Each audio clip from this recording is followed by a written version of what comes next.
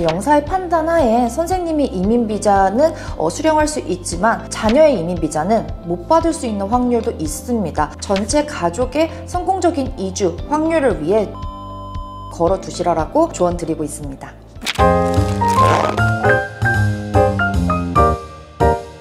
안녕하세요. 미국 취업이민 전문 토마스 앤 앵코 백은비 과장입니다. 오늘은 비숙련 취업이민 담당자 김나영 과장님을 다시 한번 모시고 비숙련 취업이민 시 주의해야 할 점 10가지에 대해 안내해 드리려고 하는데요. 과장님, 오늘 10가지 질문에 대한 답변 준비되셨을까요? 네, 열심히 준비했습니다. 네, 그럼 본격적으로 질문을 하나하나 드려보도록 하겠습니다. 첫 번째 주의해야 할 점인데요. 영주권 취득 전 개인 재산, 부동산, 직장 정리를 해야 하는 건가요? 일단 답부터 말씀드리면은 아닙니다. 영주권 수속이 굉장히 오래 걸림에 따라 대사관 인터뷰 직전까지 넘어가시는 분들이 더더욱 빨리 넘어가려는 그런 열망들이 생길 수밖에 없는데요. 이제 행동으로 나서서 직장을 그만둔다든지 아니면은 재산이나 부동산을 먼저들 이제 작업을 하시는 경우들이 간혹 생깁니다. 단 이민 비자를 받고 나서 미국 출국까지 6개월의 비자 유효 기간이 존재하는데요. 이 동안에도 충분히 준비를 하실 수 있고 추후 최종 이민비자 전에 어떠한 변수가 생길지 모르기 때문에 모든 정리는 이민비자를 받고 나서 진행하시라고 안내해드리고 있습니다. 두 번째 주의해야 할 점입니다. 범죄 기록, 이민 수속 중간에 생기지 않도록 해야 하나요? 네, 맞습니다. 저희가 일단 계약을 진행하기 전에도 당연히 이제 범죄 기록 포함한 개인의 결격 사유나 기타 주의사항이 있는지를 확인을 하는데요. 계약 전에는 범죄 기록이 없다 하더라도 중간에 생기게 되면 특히 도덕적 범죄에 이제 해당되는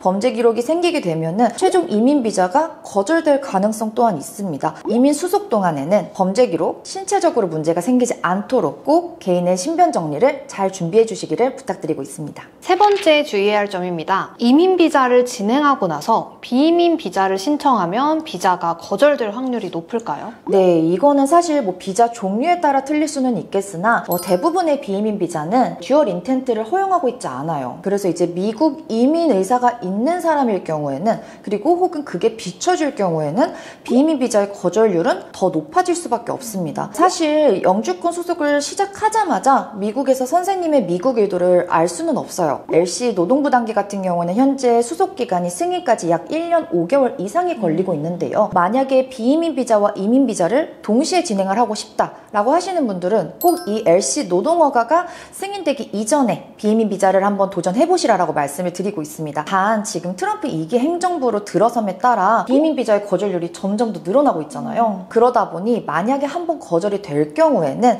일단은 이민 비자를 받을 때까지는 그냥 한국 내 체류를 하시라고 말씀을 드리고 있고요. 여기서 한 가지 하나 더 말씀을 드리자면은 비이민 비자의 거절은 이민 비자에는 영향을 끼치지 않습니다. 네 번째 주의해야 할 점입니다. 비숙련 이민을 진행할 경우에 미국 생활을 위한 영어 회화도 필수일까요? 비숙련 이민은 아시다시피 나이, 성별, 경력, 영어 실력 무관하게 만 18세 이상의 그 해당 업무를 수행할 정도의 신체적인 능력만 뒷받침되면은 전 세계 누구나 신청이 가능하잖아요. 그치만 이제 근무 당시에는 영어를 사용할 일이 없다 하더라도 선생님들께서는 이제 미국이라는 국가로 이주를 하는 것이기 때문에 미국은 영어권 국가이지 않습니까? 생활을 위한 영어 회화는 꼭 틈틈이 쌓고 나가시라고 말씀드리고 있습니다. 다섯 번째 주의해야 할 점입니다. 수속 비용 외에 정착 비용까지 고려해서 예산을 계산해야 하나요? 네, 정말 이제 중요한 부분 중에 하나인데요. 비숙련 취업 이민을 고려하시는 분들이 고용주를 이제 서칭을 하시던 아니면 이제 회사들에 전화로 상담을 하시던 항상 수속 비용에 관련된 부분들만 얘기를 듣는 경우들이 좀 많으실 것 같아요. 그치만 이제 수속 비용 외에 선생님들이 미국에 바로 정착했을 때부터 내가 살아야 될 집 렌트비라든지 아니면은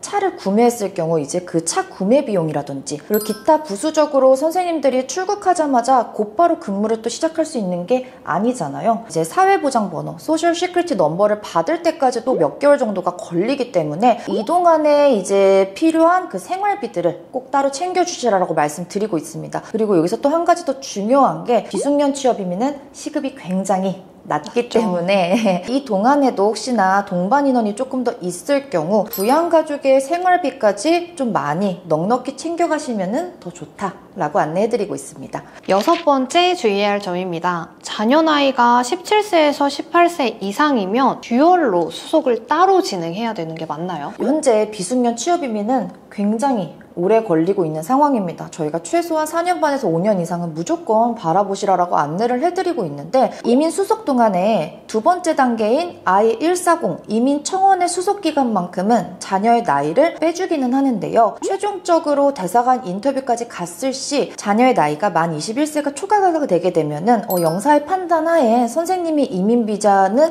수령할 수 있지만 자녀의 이민 비자는 못 받을 수 있는 확률도 있습니다. 하여 자녀의 나이가 아직 한 만 15세, 16세 정도면 괜찮지만 한 17세부터 스타트를 하게 될 경우에는 자녀 또한 만 18세가 되자마자 비숙련 이민을 개인적으로 신청이 가능하잖아요. 전체 가족의 성공적인 이주 확률을 위해 듀얼로 신청도 걸어두시라고 조언드리고 있습니다. 7번째 주의해야 할 점입니다. 개인 사정으로 인해서 영주권 수속을 홀드해야 되는 경우에 대사관 단계에서 한 4년, 5년 그 이상으로 홀드를 할 경우 이민 비자가 거절될 수 있는 게 맞을까요? 네, 맞습니다. 영주권 수속은 총 4단계로 이루어지는데요. 첫 번째 노동부 단계, 두 번째 이민국 단계, 세 번째 국무부 단계, 그리고 마지막으로 대사관 인터뷰 이렇게가 이제 진행이 됩니다. 첫 번째 노동부 단계를 진행하고 두 번째 이민국 단계를 진행할 때는 무조건 6개월 안에 접수를 하는 것이 원칙인데요. 그 이후 세 번째 단계부터는 중간중간 이제 홀드가 가능해요. 그래서 만약에 내가 처음에는 빨리 나갈 거로 계획을 잡고 이민 수속을 진행을 했으나 수속 중간에 뭔가 홀드가 필요하실 경우에는 사실 이 국무부 단계부터 홀드를 하시라고 추천을 드리고 있어요. 대사관 인터뷰까지 이제 케이스가 이미 다 넘어온 상태에서 선생님께서 대사관 인터뷰를 보지 않고 매년 계속 케이스를 연장만 하게 될 경우 대사관인 영사관이 선생님께서 더 이상 이민 의도가 없다라고 판단을 내리면서 그냥 일방적으로 거절을 할 수도 있습니다. 하여 본인의 이런 수속기간 그리고 정확한 출국 시기를 꼭 담당자와 먼저 사전에 상의를 하면서 알맞은 수속 홀드를 진행하시도록 추천드리고 있습니다. 놓치면 안 되는 부분이겠네요. 네. 8번째 주의해야 할 점입니다. 영주권 수속 중에 미국 출입국을 주의해야 할까요? 네, 이건 사실 대부분의 회사들이나 변호사 측에서 이제 보수적으로 답변을 할 수밖에 없는 부분입니다. 저희도 이민국 I-140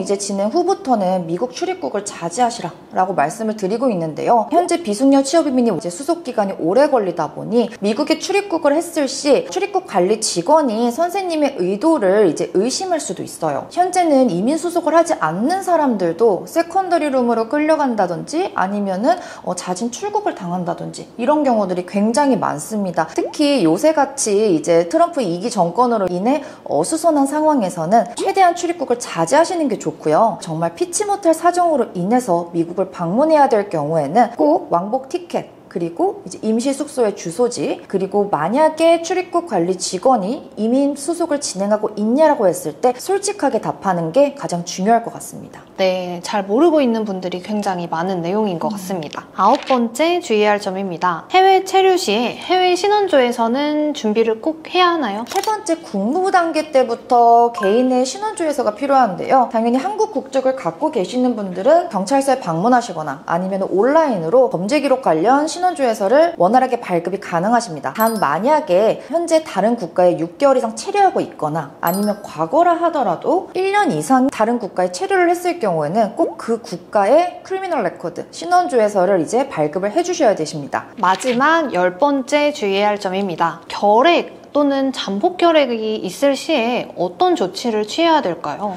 저희가 계약 당시부터 꼭 무조건 확인하는 항목 중에 하나인데요. 본인이 결핵을 앓았던 적이 과거에 있다라든지 아니면은 잠복 결핵일 경우에는 최종 대사관 인터뷰 전에 진행하는 신체 검사에서 객단 검사가 추가될 확률이 커요. 대사관 인터뷰는 코로나 이후부터 약간 규정이 바뀌었는데요. 신체 검사를 완료하지 않는 진행자는 아예 대사관 인터뷰 참석 자체가 불가합니다. 그래서 만약에 내가 한 달 뒤에 대사관 인터뷰가 잡혀 있다. 근데 객단 검사가 해당이 되었다라고 했을 경우에는 이 객단 검사가 끝날 때까지 인터뷰를 연기를 하셔야 되시고요. 그리고 객단 검사가 2개월 정도 후에 완료가 된 후 다시 인터뷰를 신청하신 후 무사히 영주권을 받으시게 되실 거예요. 과장님, 제가 마지막으로 보너스 한 가지 내용을 공유드리고 싶은데 최근에 바뀐 내용이잖아요. 대사관 인터뷰를 할 때 서류가 완벽히 준비되어 있지 않으면 요새는 인터뷰를 참여하지 못하는 걸로 알고 있어요. 네, 몇 달 전부터 이제 갑작스럽게 이렇게 규정이 추가가 됐는데요.